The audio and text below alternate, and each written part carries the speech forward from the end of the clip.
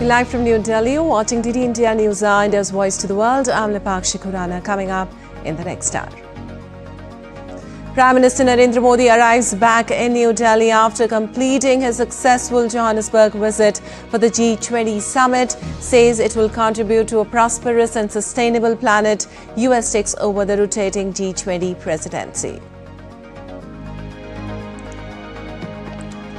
Ukrainian president expresses hope as the US hails progress towards peace plan in Geneva, issues joint US Ukraine statement of refined peace framework. Zelensky expected in Washington soon.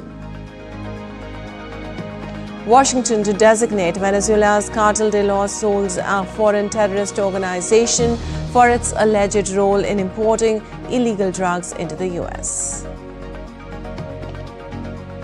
Israel kills top Hezbollah's acting chief of staff Ali Tabtabai in first attack on Lebanese capital in months. Beirut says 5 others were killed and 28 injured in strike. India asked Jammu and Kashmir to host launch of first ever auction of limestone mineral blocks. Central and J&K governments come together to accelerate development under the vision of Viksit Bharat 2047.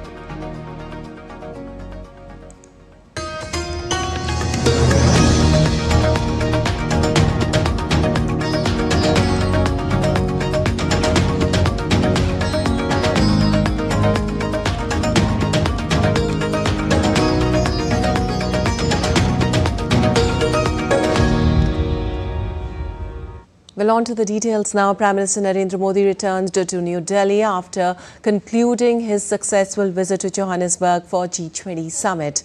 Prime Minister said it will contribute to a prosperous and sustainable planet. Leaders' declaration adopted at the summit puts the focus on key developmental priorities for the global south. However, Johannesburg summit concluded without the traditional handover of the presidency to United States. DD India's Amritpal Singh reports for more. The Johannesburg summit of the G20 concluded without the traditional handover of presidency from South Africa to the United States, which has now assumed the presidency for next year. South African President Cyril Ramaphosa announced the end of the South African presidency by tapping the gavel. I now say that this gavel of this G20 summit formally closes this summit and now moves on to the next president of the G20, which is the United States, where we shall see each other again next year. The summit is therefore closed.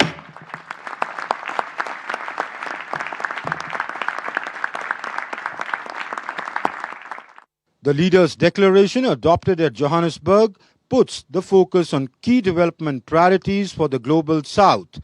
The declaration also places pointed emphasis on seriousness of climate change.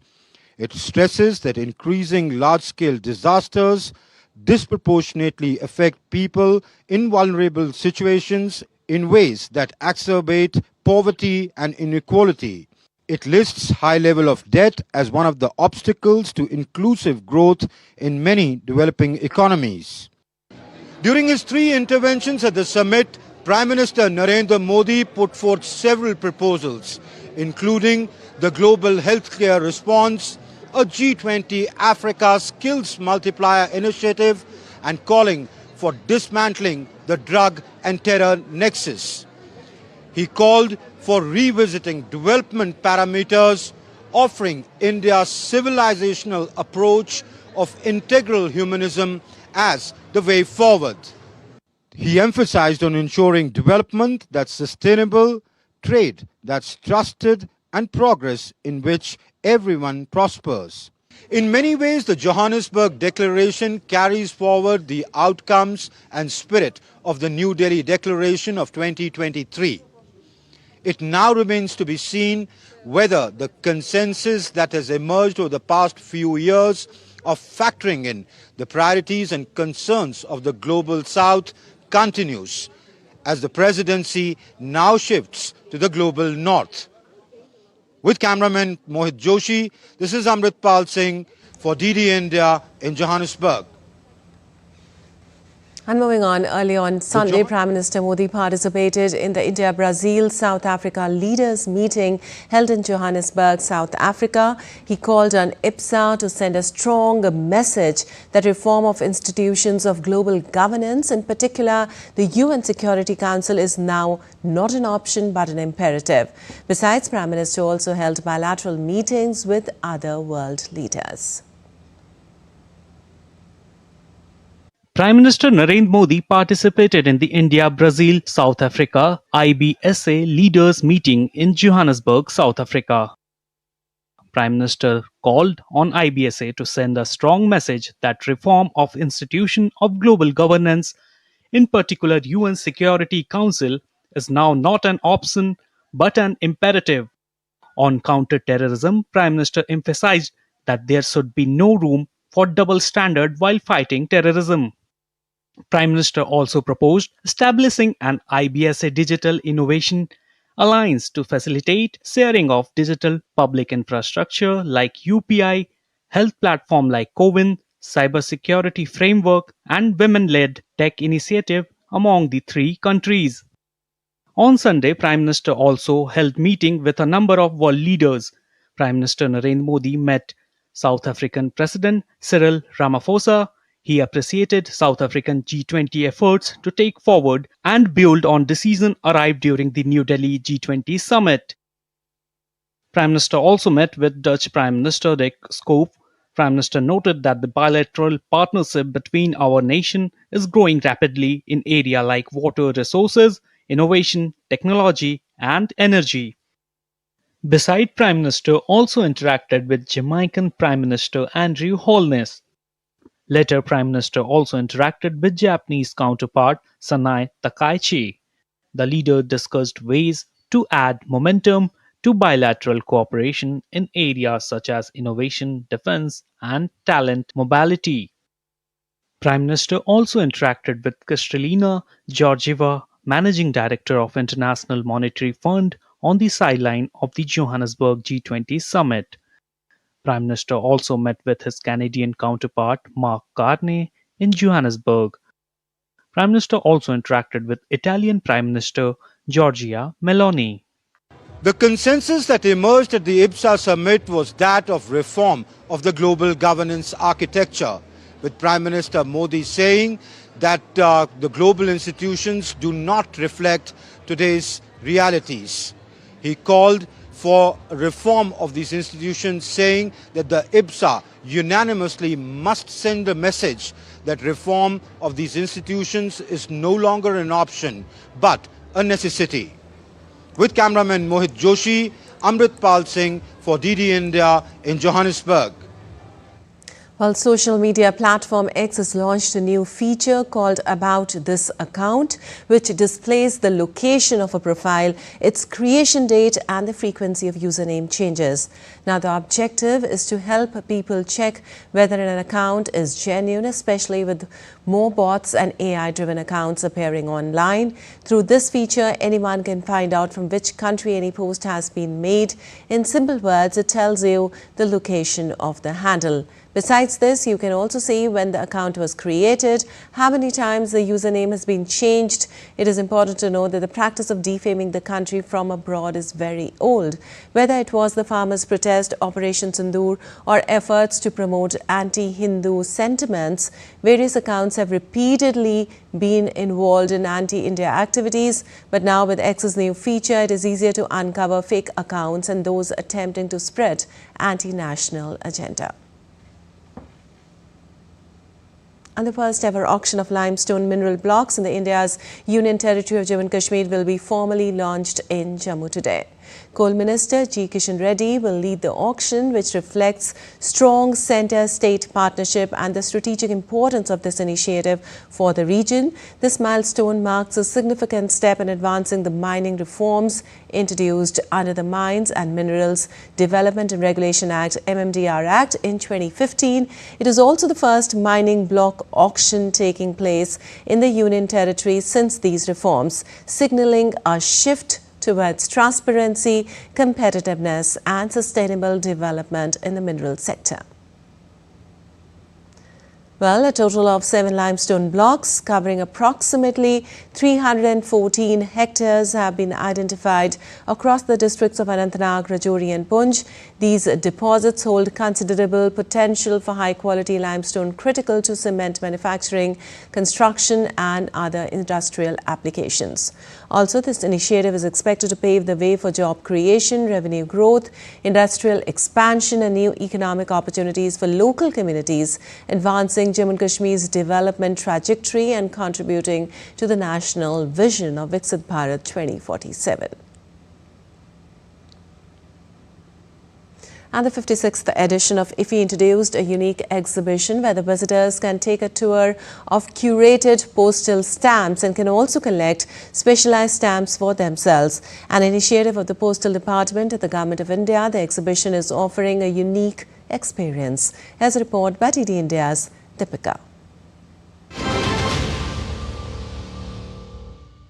Lights, camera and get stamped. Well, this is the opportunity that the 56th edition of International Film Festival of India is giving you at Kala Academy, where you can come, look at the exhibition and get yourself stamp as well. Well, how? Take a look at this next report to know more.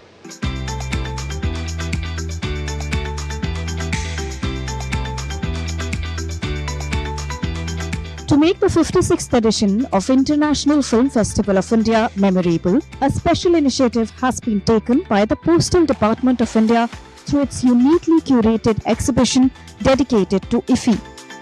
The uniquely crafted stamp has been designed by the eminent calligrapher Sri Achyut Pala from Navi Mumbai, whose distinctive artistry has given the stamp a vibrant visual identity befitting India's most prestigious film festival. The exhibition includes exhibits collected by various philatelists across the country like Goa, Kolhapur, Pune, Jaipur, Chennai, Haryana and Odisha. Not only this, the My Stamp template on IFFI is also available for personalization and purchase at the India Post Philatelic My Stamp counter. In My Stamp, you can print your picture and use it as a stamp also. So it is very good initiative we have started. So in IFFI actually we have launched a theme related to IFFI. So you can print your picture here and use it as a stamp also. You can gift it to someone, an individual. The exhibition is attracting many eyeballs. Delegates from Japan, which is also the country of focus this time, share their experience about IFFI and thoughts on the exhibition. What we are thinking is that we would like also to promote the more Indian contents, movies, cinemas, even animes or any Indian IPs to Japan. We'd like to make a more mutual exchange of the business.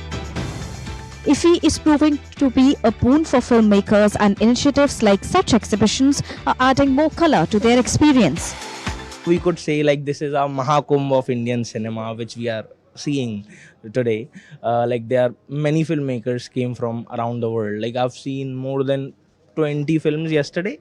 I visited, like they were wonderful, amazing. I really like this actually, the postal stamps plus the detail and the My Stamp Yojana definitely.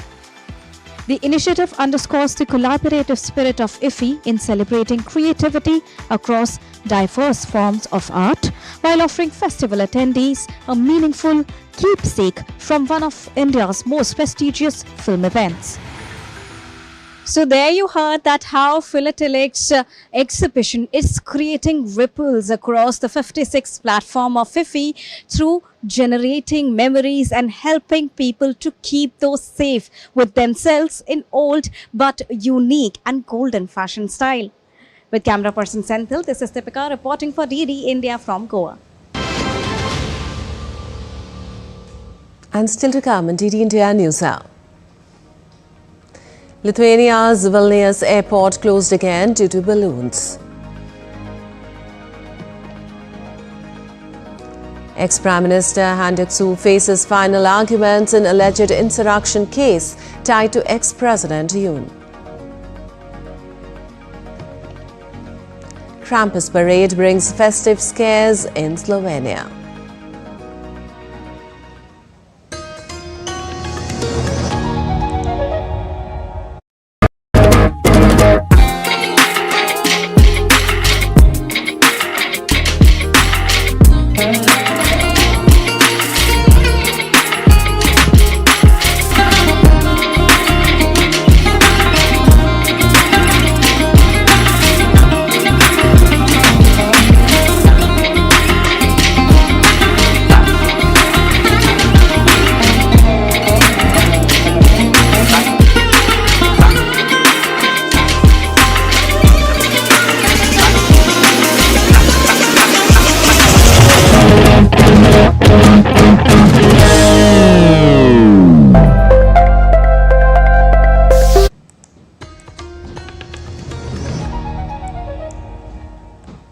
Welcome back. You're watching DD India News. I'm Lepakshi Kuranan. Moving on, the White House said on Sunday that talks in Switzerland on a proposal to end the Ukraine conflict marked a significant step forward. It reaffirmed that any eventual deal would fully uphold the country's sovereignty.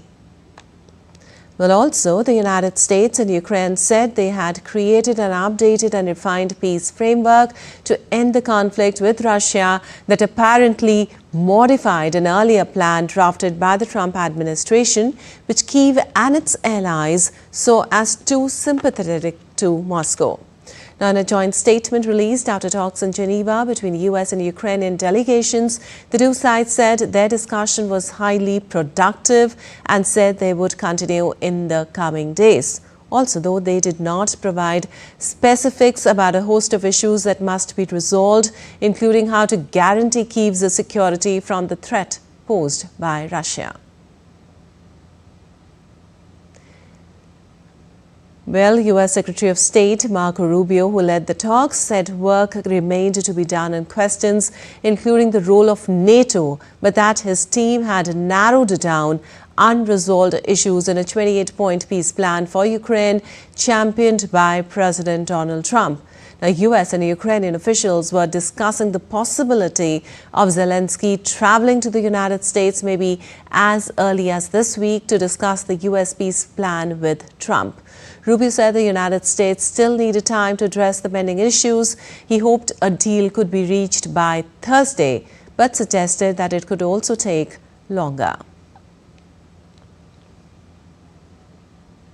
The deadline is we want to get this done as soon as possible. Obviously, you know, we'd love it to be Thursday. We'd love to be. Ultimately, the important point today is that we have made substantial progress. We've really moved forward. So I feel very optimistic that we're going to get there in a very reasonable period of time very soon. You know, whether it's Thursday, whether it's Friday, whether it's Wednesday, whether it's Monday of the following week, we want it to be soon because people are going to, between today and the time we deal with this, more people are going to die. More destruction is going to happen. Our goal is to end this war as soon as possible, but we need a little more time.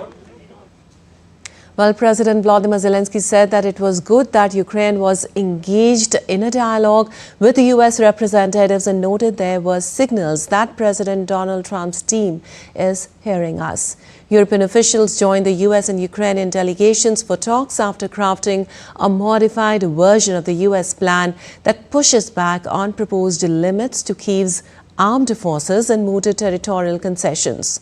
Also, the European plan proposes that Ukraine be granted a larger military than under the U.S. plan and that talks and land swaps should start from the front line rather than a predetermined view of which areas should be considered Russian.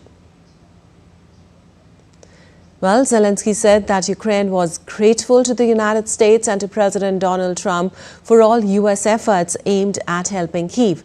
Zelensky also expressed thanks to Europe and the G7 and G20 groupings of the countries for their help, saying efforts to maintain this support were important. Now, I am hearing that partners' intelligence agencies are informing them that the Russian point of view is starting to be introduced, including via some Ukrainian entities. This is something that clearly doesn't help. We have the position of our state. We have our Ukrainian dignity. We have to move in the direction of strengthening it, not undermining it. I am expecting to be heard by those whom that concerns. Український напрямок. Well, at G20, Finland's President Alexander Stubb said that he thought U.S. President Donald Trump was working very hard to find a solution to the Ukraine conflict. He said any peace plans had been floated around, but he declined to give any indication of EU red lines for any potential peace agreement. I think the plan in many ways is relevant on three levels. One is Ukraine. There are issues linked to land, there are issues linked to troops. Secondly, it is of relevance, of course, for Europe and European security because it touches upon issues linked to the EU and to NATO. And then thirdly, it's also key, and we should not forget this, about the transatlantic partnership, because America's best allies are in Europe, hands down. So in that sense, we're working very closely with both European colleagues and American colleagues and Ukrainian colleagues to find a solution. And for more, we have my colleague Amit Mukherjee joining us. Well, Amit, Rubio hailed progress on Ukraine peace plan, but simultaneously he said that key issues still remain unresolved within the 28-point peace plan. What are the biggest sticking points preventing the U.S., Ukraine and Europe from reaching a unified position, in your opinion? Well, Lipakshi, if you look at the whole issue right now, I mean, it has been going on for the last 3 years, and Zelensky's position has been very, very non-committal. Even in this occasion, when the 28-point peace plan was kind of rolled out by the US, although Zelensky did not outrightly rejected it, I mean, he was very, very non-committal about it. Now, the sticking points, of course, have been the fact that Ukraine has been asked to surrender Donbass, one of the major regions which is still under Kyiv's control. That has to be surrendered to the US, to the Russians. Also, US has also spelled out that the strength of the army has to be scaled down. The army which has been engaged in the operations with the US, with the Russian forces, that needs to be scaled down. And also the fact that, the kind of arms which Ukraine has been asking for from NATO as well as from the US, they will have to give up on those. Those are the primary issues that have been the issues of contention as far as Kyiv is concerned. Also the fact that European Union has not been involved in it, absolutely. And, this 28-point plan has been worked out by Witkoff and, Kirill Dmitriev of Russia. And, Kyiv has always been saying that, somehow the whole plan seems to be, favoring the Russians. So these have primarily been the issue of contentions. And even, when Marco Rubio was having this dialogue with the Ukrainian delegation in Geneva, there were issues which Kyiv was not, it's very clear that they were not very happy with that. But at some point in time, also the U.S. president intervened and said very categorically that Kyiv has been very, very ungrateful as far as the whole peace process has been concerned with respect to the U.S. role. So a lot of pressure still is on Ukraine to kind of accept the deal. But going forward, we'll have to look forward because it seems that Rubio has already returned after completing this meeting in Geneva back to the back to the US. Right. Amit, also European officials have pushed back against the limits on Ukraine's armed forces and the possible territorial concessions also. How significant are these differences between the US and Europe, and could they delay the potential agreement? Lipakshi, like I said, one of the a few of the points in this 28-point plan has been reducing the size of the armed forces of Ukraine, also giving up on the arms requirement, to keep their fight on with the Russians, and also surrendering some of the territories. And all these things, European Union is coming into the picture because they have been kept out of it completely, and which is what has been their issue of contention again, and they are trying. And they have always been, at one point in time, the U.S. administration was saying that more than ending the peace. They were bothered about getting more arms to continue this conflict on the Ukraine's conflict on with Russia. So, I mean, at some point in time, the US was doubting European Union's role in terms of ending this whole peace process, because they thought that the European Union was scouting for more action and, continuation of this war. Dipakshi? Right, Amit. Also, there are talks of President Zelensky possibly traveling to the US this week. What would such a visit signal about the urgency, if we talk about, or the direction of the current peace negotiations? Well, Lipakshi, pressure is on Zelensky to kind of, accept the peace proposal, which has been formulated by the US right now. Also, back home, things are not very suitable for him because there are allegations of corruption against him. About $100 billion has been allegedly been swindled out of the energy funds, and that has gone into corruption. That is what people of Ukraine has also been saying. So there is a lot of pressure on Zelensky, and definitely even the US wants this this conflict to come to an end. And President Donald Trump has already set a deadline of Thursday for Ukraine to accept the deal which has been laid down before it, and the negotiations were on. And in fact, Marco Rubio has been pressing really hard to make the Ukrainian delegation accept most of the points which are laid down in this peace plan. Of course, Ukrainians are, again, like I said, they have not been very committal about it, although they are not refusing it. They are finding ways to kind of bargain really hard and also bring in the European Union as far as this negotiation is concerned. Lipakshi? Absolutely. Thank you so much, Amit, for those inputs. And moving on, Lithuania Vilnius Airport temporarily halted the operations due to balloons moving towards its airspace, diverting some incoming flights to the other cities. Now, the European aviation has repeatedly been thrown into chaos in recent months by drone sightings and incursions, including at airports in Copenhagen and Brussels, and the Vilnius closure was the Lithuanian capital's 9th shutdown since early October. Now, Lithuania says the disruptions are caused by weather balloons transporting contraband cigarettes from neighboring Belarus, and blames Belarus President Alexander Lukashenko for allowing the practice, calling it a form of hybrid attack. Well, Lithuania last month closed both crossing points on its border with Belarus in response to the balloon incidents, but reopened them earlier this week as the air traffic interruptions appeared to have stopped. And Washington's new terror designation for an alleged Venezuelan cartel will take effect today. The move expands the U.S. legal tools for exerting pressure on Venezuelan authorities, according to the State Department. Well, the U.S. State Department will add up the Cartel de los Soles to its foreign terrorist organization list, a designation that Washington says targets a network responsible for violence across the Americas. Now, the U.S. claims the cartel is controlled by President Nicolas Maduro. Officials say the step is part of a wider campaign against drug trafficking and illegal migration, with a growing U.S. military footprint in the Caribbean, including an aircraft carrier now poised to apply additional pressure.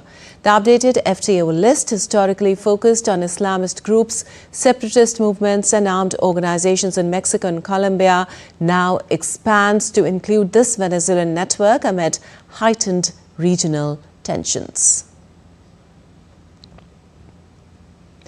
And Seoul Central District Court is set to hear closing arguments in the case against South Korea's former Prime Minister Han Duck-soo on Wednesday.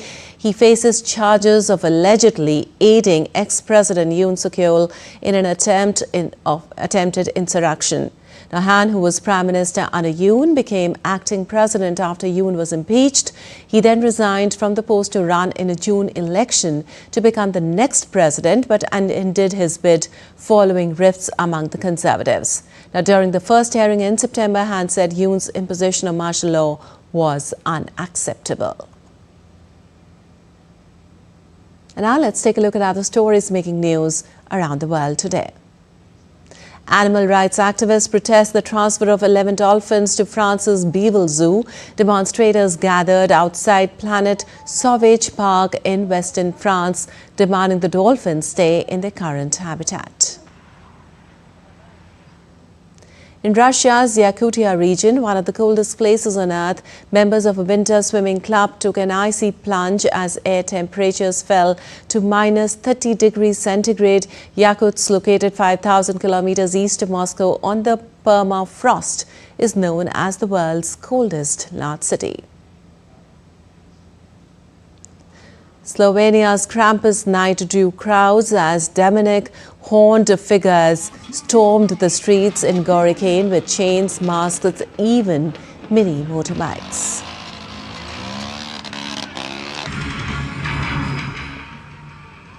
Performers from across Europe kept the centuries-old folklore alive, showcasing the scary companion of Saint Nicholas, who frightens naughty children. The parade, rooted in Central European tradition, aims to preserve culture and bring communities together during the festive season.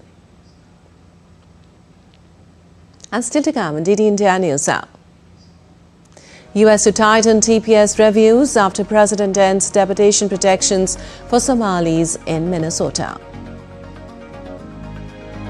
Slovenians reject assisted dying law as 53% vote no in the binding referendum. And President Murmu to swear in Justice Suryakant today as India's 53rd Chief Justice.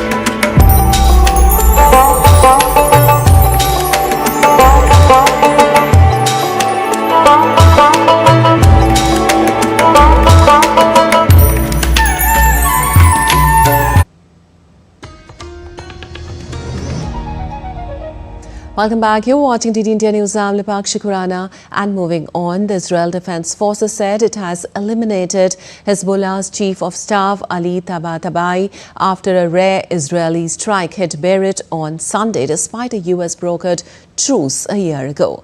Now, the Hezbollah confirmed the death of Tabatabai in a statement, mourning him as the great jihadist commander, showing his seniority, but without giving details about his exact role. Tabatabai was the most senior Hezbollah commander to be killed by Israel since the start of the November 2024 ceasefire aimed at ending over a year of hostilities between the two. Also, the Israeli army released a video claiming to show the strike that killed Ali Tabatabai. The strike, the first on the outskirts of the Lebanese capital in months, targeted Iran-backed Hezbollah's acting chief of staff, Ali Tabatabai, the military said in a statement. In a short televised statement, Israeli Prime Minister Benjamin Netanyahu said that Israel would not allow Hezbollah to rebuild its forces and that he expected the Lebanese government to fulfill all its obligations to disarm Hezbollah.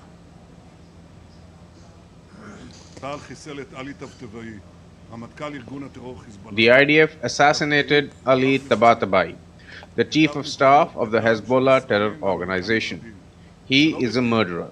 His hands are stained with the blood of many Israelis and Americans, and it is no coincidence that the United States offered a cash reward of $5 million on his head.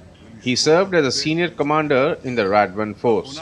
Recently, he led the renewal of Hezbollah's efforts to rearm after the severe blows that Hezbollah suffered during Operation Pager.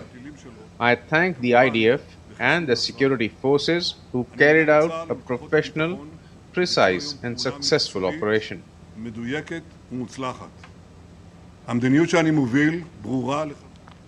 Well, Lebanon's health ministry said the strike killed 5 people and wounded 28 more. It hit a multi-story building, sending debris crashing into cars on the main road below. Now, the United States imposed sanctions on Tabtabaa in 2016, identifying him as a key Hezbollah leader and offering a reward of up to $5 million for information on him.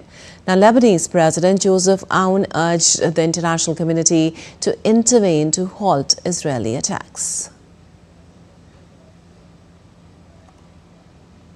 And moving on, Washington will review temporary protected status called TPS designations to ensure they are applied strictly as intended. That came after U.S. President said he was immediately terminating temporary deportation protections for Somalis living in Minnesota, accelerating the end of a program that began in 1991 under another Republican president. The TPS program for Somalis was launched by the then President George W. Bush. In September 1991, it grants government protection to eligible foreign-born individuals who cannot return home safely due to civil war or natural disasters. Now, 17 countries are eligible, but the Trump administration has announced it is terminating TPS designations for several, including Venezuela and Nicaragua. U.S. Homeland Security Secretary Kristi Noem said that the administration plans to follow the process that's in law to evaluate TPS and how to apply to different countries and individuals. TPS is a program that was always meant to be temporary. It's a program that is put in place, and I believe for Somalia over 30 years ago, and will need to be evaluated to make sure that it comes and is always implemented in the process for which it was intended. So that's something that will go forward, and I know that the President wants to bring integrity to our programs and make sure that they're applied appropriately to the individuals and to the countries to which they're supposed to benefit. And moving on, a close ally of Bosnia's Serb Republic separatist leader Milorad Dodik won a snap presidential election in a tight race with opposition candidate as per preliminary results. Now, the Election Commission's President Jovan Kalaba announced that Sinisa Karan won 50.89% of the vote according to preliminary, unofficial and incomplete results. The election was called after Dodik was stripped off his office and banned from politics for 6 years. And the Honduran right-wing presidential hopeful Nasri Tito Asfira closed his campaign in Tegucigalpa ahead of the presidential polls that will take place amid internal tensions. Asfura, former mayor of Tegucigalpa and candidate for the National Party, is aiming for the presidency once again. He faces strong competition from Rixi Moncada of ruling Freedom and Refoundation Party and Salvador Nasrallah of Liberal Party. The businessman and politician has previously denied allegations of corruption linked to Pandora Papers. Authorities have also warned of possible electoral fraud, raising security and political concerns. The November 30th polls will be closely watched amid shifting political dynamics in Latin America. And polling station officials in Guinea-Bissau has begun counting ballots as voters and observers gather to watch the tallying process in country's presidential and legislative elections. Now, voters in Guinea-Bissau also expressed hopes for stability and development as they queued at the polling stations, with some voicing conscious optimism about the country's future. President Embalo is seeking to become the first leader in 30 years to win a second consecutive term, while Diaz, who has the backing of the party that led the fight for independence from Portugal in the 1960s and 1970s.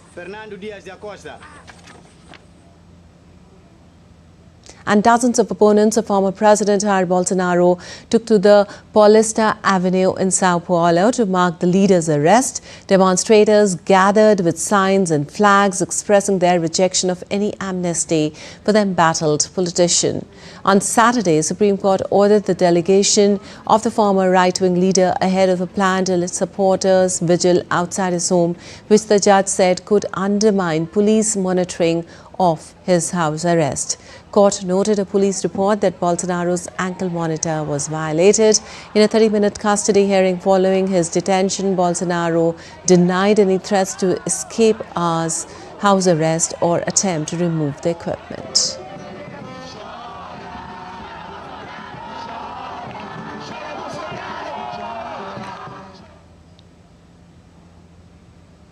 while as many as 53.43% of Slovenians voted against a law that proposed legalizing assisted dying for some terminally ill adults. Now, the Parliament of the small European Union member passed the law in July, but a citizens' initiative led by right-wing politician Alice Prem forced a referendum, the result of which will be binding.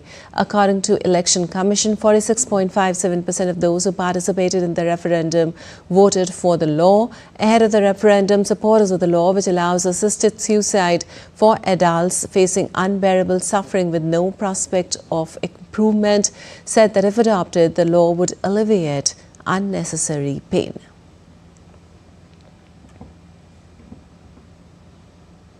And India will get its 53rd Chief Justice today when Justice Surya Kant takes oath in New Delhi, marking the beginning of his around 14-month tenure in the country's highest judicial office.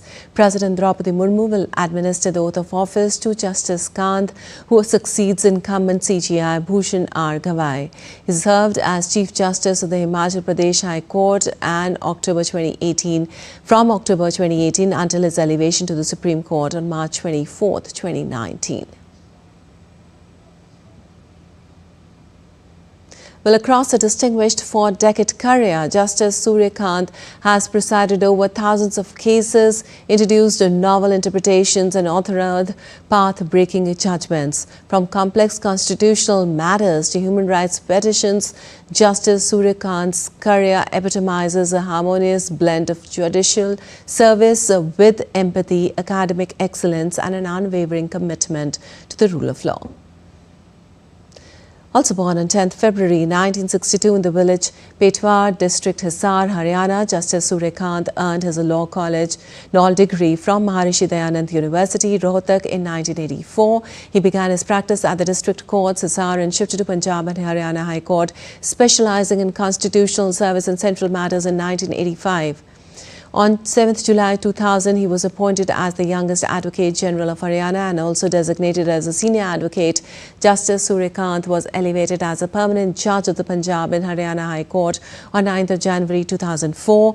Justice Surya Kant served as governing body of the National Legal Services Authority between 2007 to 2011. He was appointed as the Chief Justice of the Himachal Pradesh High Court on 5th of October 2018. On 24th of May 2019, he was elevated to the Supreme Court of India Executive Chairman of Nalsa since 14th May 2025.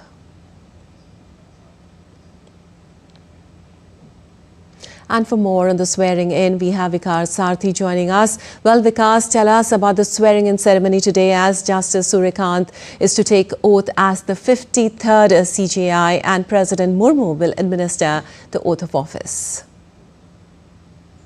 Rightly, Pakshi, at around 10 a.m., the oath will be administered by the Honorable President to Justice Surya Kant. As you just mentioned that he has been in the Supreme Court for almost 5 years now, and before that he was the Chief Justice of Himachal Pradesh High Court, and there are several distinctions if we talk about Justice Surya Kant, that he has been the youngest Advocate General of the state of Haryana, which is the highest position of a law officer representing the state government.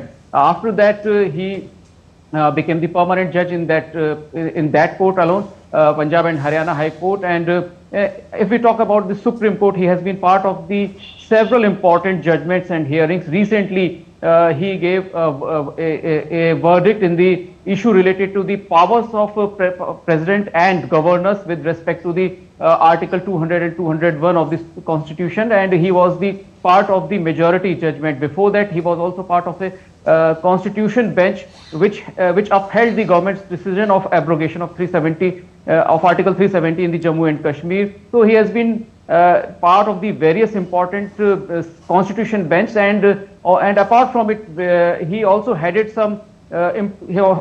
bench which heard some important issues with respect to the civil liberty, with respect to the fundamental rights of the citizens. And in a significant judgment, he said that the women officers in the army should also be given the permanent commission at par with the men officers. So he has been a vocal support for the gender justice as well. He will become the 53rd Chief Justice of India after 10 a.m. when the President will administer oath. And apart from it, what we are witnessing this time, that judges of the several neighboring countries will also participate in this oath ceremony, which will start shortly at 10 a.m. Lipakshi. All right, Vikas. Of course, Justice Suryakant having a very strong and rich experience behind him, and with Justice Suryakant prioritizing case pendency and planning new constitution benches, what all can be expected? Right, in an informal meeting with the media personnel, he said that his priorities will be reducing the number of cases pending not only in the Supreme Court but as well as in the High Court and subordinate courts across the country. Since he is at the topmost position of the judicial system in the country, so his priority is to bring down the pendency of the cases first of all. Apart from it, he was also of the opinion that most of the cases are related to the government as well, that is state governments, and in some cases union government is the party to those cases. So he said that he will also try to persuade the governments that how can we reduce the number of cases where the state governments and central government are the parties. So priorities are clear. He has also got ample time. He will be Chief Justice of India for almost 15 months. Recently, we saw that the previous Chief Justices have very short tenure, almost 6 months or less. But this time, CJI will be serving at least for 15 months, and this will be good enough time to come up with ideas in reducing the pendency of cases and persuading the parties to adopt the mediation and conciliation processes as well. All right, Vikas, thank you so much for all those details. And still to come on DD India News Hour. Rajasthan host Khelo India University Games for the first time as 5th edition kicks off in Jaipur. And India openers aim for solid start on the 3rd day of the second test against South Africa.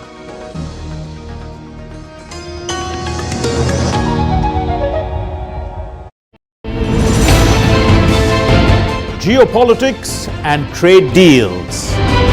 Economic challenges amid development. Hard work and the path to prosperity. It's the economy always. Between walkers, money is what money does and says. Supply creates its own demand. Between the bulls pulls and bears tears. When supply chains globalization and India rises to the podium. We'll get you centered with the economic brief at 8 p.m. every Thursday on DD India. Welcome back. You're watching DD India News. I'm Lipakshi Khurana. Moving on, India is making a notable appearance this year at ITFA, one of the world's most influential documentary film festivals, with the documentary film Red Light to Limelight. Our correspondent Mark Limburgs brings us this report from Amsterdam, the Netherlands. Take a look. Welcome to Amsterdam, to the International Documentary Film Festival here at the Vondelpark Pavilion, one of the most influential documentary film festivals in the world, and this year India is drawing attention. Every November, filmmakers and audiences from across the globe gather in Amsterdam to watch new documentary films, join discussions and explore how stories shape our understanding of the world. This year, India is represented with the documentary Red Light to Limelight. The film highlights voices that are often overlooked, bringing personal stories into the international spotlight. It's a story about their spirit, marginalized community spirit. They organize themselves with their creative drive, with their odd creative drive, how they integrate themselves, how they build up their solidarity. It's a very unknown facade of Indian marginalized community. So that's why I would say that it's very important to present this film to the international sector, so that the entire world will get to see Indian marginalized community and their creative drive and spirit. So that's why I think the representation of this film to the international audience is very important. For the Indian filmmaking community, a screening here means visibility, recognition and global conversation.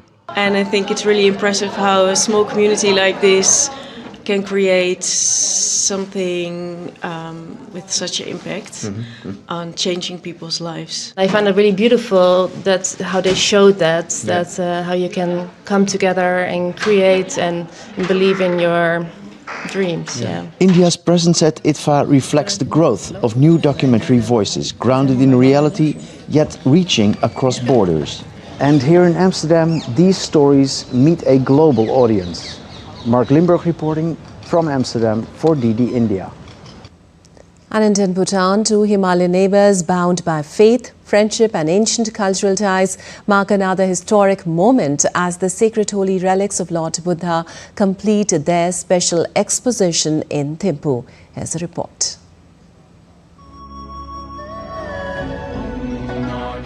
The teachings of Guru Padmasambhava, the revered Indian master who carried Buddhism into the mountains of Bhutan, continue to shape the country's identity even today. His message of compassion forms the moral foundation of Bhutan's unique development vision, gross national happiness, a philosophy rooted in spiritual well-being rather than a material wealth. With thousands of devotees gathering each day at the Grand Hall of Tashi Dozong in Thimphu, Bhutan, this exposition has been a profound moment of spiritual unity, and now, as the exposition concludes, a special aircraft will depart from India to Bhutan to facilitate the dignified return of the holy relics. The sacred relics will be brought back to India tomorrow, 25th November 2025. This journey is not just ceremonial. It is a continuation of India's long tradition of sharing its Buddhist heritage with the world. In recent years, India has taken holy relics for global expositions to Mongolia, Thailand, Vietnam, and even Russia, strengthening cultural diplomacy through spiritual heritage.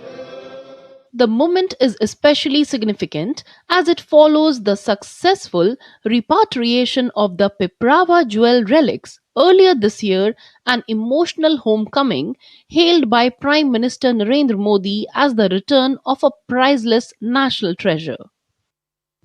In the past few years alone, India's sacred relics have travelled across continents. The Piprava relics from the National Museum were taken to Mongolia in 2022. The sacred relics of the Buddha and his two disciples enshrined at Sachi were displayed in Thailand in 2024. And in 2025, relics from Sarnath were taken to Vietnam for an international exposition. Each journey is a reminder of India's central place in Buddhist history and its continuing role as the custodian of one of the world's oldest spiritual traditions. As the holy relics return home once again, the message they carry remains timeless: peace, harmony, and the enduring light of the Buddha's teachings. Kriti Vadhera's report for DD India. Well, you're watching DD India News. Our time now for some sports news. Indian openers will aim for solid start on day 3 of the second test in Guwahati after South Africa put up a formidable total in the first innings. The tourists are in hunt for the first series victory in India in 25 years after they won the opener of the 2-match series. And for more on the match, we have Narayan Singh joining us. Well, Narayan, India trails by 480 runs as of now. What can be expected on the day 3 so that it gives the host a fighting chance after South Africa's big first innings total? Good morning, Lipakshi. If we take a look at the 489 runs scored by the South Africa, no team have ever lost a test match in India after scoring as many as runs. So it's going to be a Herculean task for India here. If only the one chance is there here, India can play with a brisk run rate, and in that scenario, how the Yashasvi Jaiswal takes the inning, it will be the crucial for the Indian team, because we know that he has the capability to score with a higher run rate, and also we know that if this happens, India is not losing a wicket if they can go for something that's scoring more than around 350 runs and today. So there may be a bit of chance, but it's looking very difficult. And we know that how the pitch will behave on day 3. It is also a big question because the pitch was quite unpredictable. Nobody had expected that the pitch will behave like that. There should be, according to when reports came, it was looking like a good pitch for both bowlers and batters, but there was nothing for the batter. Yesterday we saw that our bowlers were looking clueless. They were struggling to get wickets, and the batters who are at the number 7 and number 9, number 7 Muthuswamy scoring 100 and Marco Jansen scoring 93 with a strike rate of more than 100. So it will be difficult for India here, but they can do the miracles. We have the capability, a strong batting line and a strong depth in the batting. So there are chances that India can do that. But most importantly, how they apply here, how batters like Rishabh Pant, they have the quality to score with a better strike rate. If India scores more than 350 runs today, and after that, how the pitch behaves, that will be a matter. All right, we're looking forward for day 3 optimistically. Thank you so much, Narayan, for all those images. And moving on, the stage is set in Rajasthan as the 5th edition of the Khelo India University Games kicks off on Monday. For the first time, the state is hosting this prestigious university sporting extravaganza with a grand opening ceremony scheduled at Jaipur's Swami Man Singh Stadium. Now, over the next 12 days, more than 5,000 athletes will battle for glory across 23 medal sports and 1 demonstration event. All right, that's all for this edition of DD India News Hour, but let us know your thoughts on the news of the day. For those on the go, you can get all the latest news and updates from India and across the world on the DD India mobile app. The app is available on both Android and iOS platforms. Scan the QR code on the screen to download now. We'll be back with more news as it breaks here on DD India. I'm Nipakshi Khurana from Al Fasair in Delhi. Thanks for watching DD India News Hour.